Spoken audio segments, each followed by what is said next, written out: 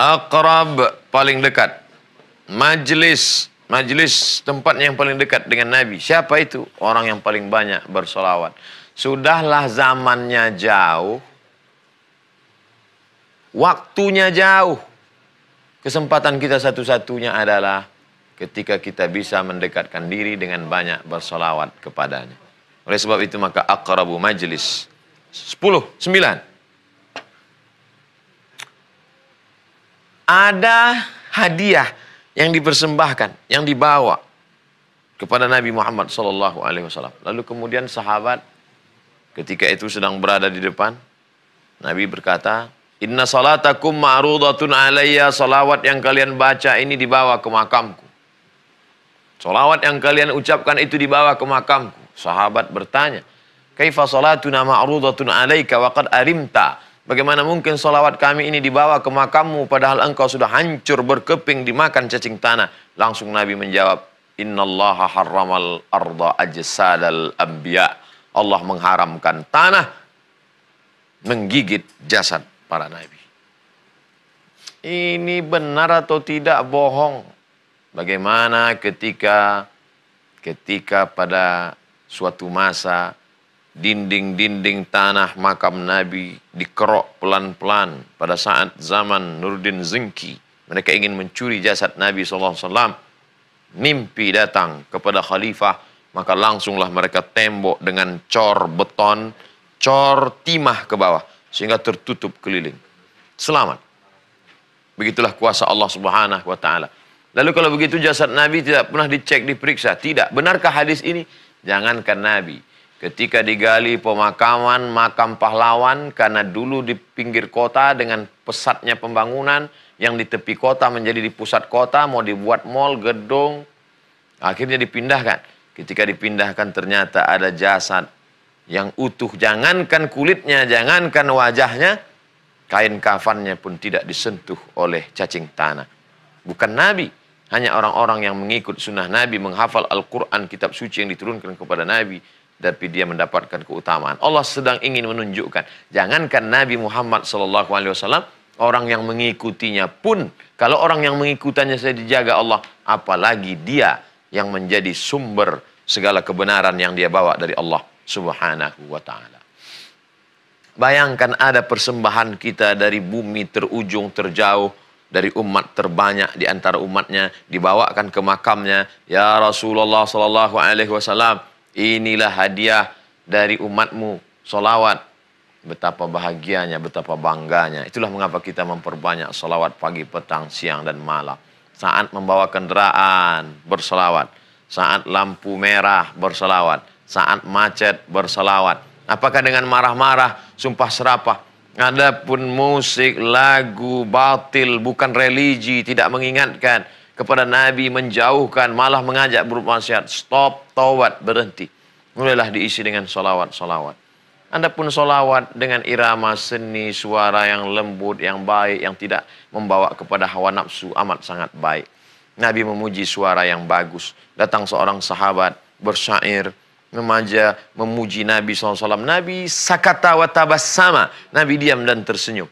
Ini menunjukkan diamnya Nabi, tersenyumnya Nabi, menunjukkan bahwa bersolawat dengan solawat yang dibuat, bersolawat dengan puji-pujian adalah dibenarkan. Tapi ketika pujian itu sudah melampau, maka kata Nabi SAW, la tatruni, jangan kamu terlampau memuji aku kama atiratin nasara al-masih, sebagaimana orang Nasrani memuji al-masih, mengatakan dia anak Allah. Dalam agama keyakinan kita, Muhammad adalah Rasulullah, Muhammad adalah Nabiullah, Muhammad adalah Habibullah sallallahu alaihi wa alihi wasallam. Ya ayyuhalladzina amanu sallu alaihi wa sallimu taslima. Sampai di sini mungkin ada yang ingin ditanyakan.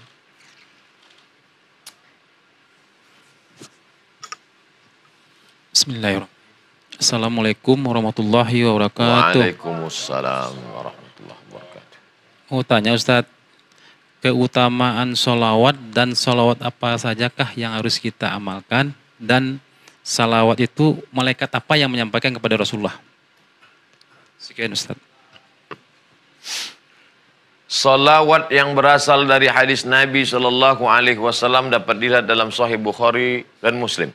Saya tidak punya Sahih Bukhari dan Muslim, tebal sekali 7.275 hadis, di mana saya bisa melihatnya. Sudah dikumpulkan dalam buku 99 tanya jawab salat yang diambil dari Sahih Bukhari dan Sahih Muslim. Allahumma sholli ala sayyidina Muhammad wa ala ali Muhammad. Sependek-pendeknya. Mau pakai Ibrahimiyah, Allahumma sholli ala sayyidina Muhammad wa ala ali Muhammad kama shallaita ala Ibrahim wa ala ali Ibrahim innaka Hamidum Majid. Allahumma barik ala Muhammad wa ala ali Muhammad kama barakta ala Ibrahim wa ala ali Ibrahim innaka Hamidum Majid. Baik. Tapi kami biasa baca selawat yang diajarkan ulama. Allahumma salli ala sayyidina Muhammadin salatan tunjina biha min jami'il ahwali wal afat wa taqdi lana biha jami'al hajat wa tutahhiruna biha min jami'is sayyiat wa tarfa'una biha 'indaka 'alad darajat wa tuballighuna biha aqsal ghayati min jami'il khairati fil hayati wa ba'dal mamat innaka sami'un qarib mujibud da'wat wa yaqdiyal hajat. Tak ada dalam hadis, tapi maknanya baik. Apa maknanya? Salatan tunjina biha min jamil ahwali wal afat. Dengan salawat ini kami berharap supaya kami selamat dari segala malapetaka, bencana, musibah. Wa taqdilana biha jami'al hajat. Dengan salawat ini kami berharap agar engkau tunaikanlah segala hajat-hajat kami ya Allah. Wa tutahhiruna biha min jami'is sayyiat. Kami berharap dengan salawat ini engkau sucikan kami dari segala macam silap, salah dan dosa. Wa tuballighuna biha aqsal ghayat. Dengan salawat ini kami berharap engkau sampaikan kami kepada cita-cita tertinggi min jami'il khairat, segala kebaikan-kebaikan fil hayat, saat hidup, wa ba'dal mamat, maupun sesudah mati. Maka tidak bertentangan dengan sunnah Nabi Muhammad sallallahu alaihi wasallam. Malaikat apa yang membawa solawat itu dari rumah kita ke makam Nabi Muhammad sallallahu alaihi wasallam? Munkar, Nakir, Raqib, Atid, Kiraman, Katibin, Jibril, Mikail, Israfil, Israel. Itu pelajaran saat kita dulu sekolah, malaikat ada 10. Kenapa 10? Karena kalau lebih muridnya tidak hafal. Banyak sekali malaikat-malaikat yang tidak disebutkan namanya. Apa diantara contohnya? Innalil malaikati suyyah. Sesungguhnya malaikat-malaikat itu ada yang berkeliling di atas muka bumi. Tak disebutkan namanya siapa. Lalu malaikat itu ketika melihat majelis zikir lalu memanggil malaikat-malaikat yang lain, halummu ila hajatikum, marilah kemari, inilah hajat kalian mencari majelis zikir. Tidak dikasih tahu siapa namanya. Inna ahadakum yujma'u khalquhu fi batni ummihi arba'ina yawman nutfah. Kamu diciptakan dalam perut ibumu 40 hari dalam bentuk darah, 40 hari dalam bentuk air, 40 hari dalam bentuk darah, 40 hari dalam bentuk daging, 40 hari dalam bentuk cairan, 40 hari dalam bentuk darah, 40 hari dalam bentuk daging. Summa yursalul malaku, kemudian diutuslah malaikat untuk membawa roh. Malaikat apa namanya? Tidak ada disebutkan.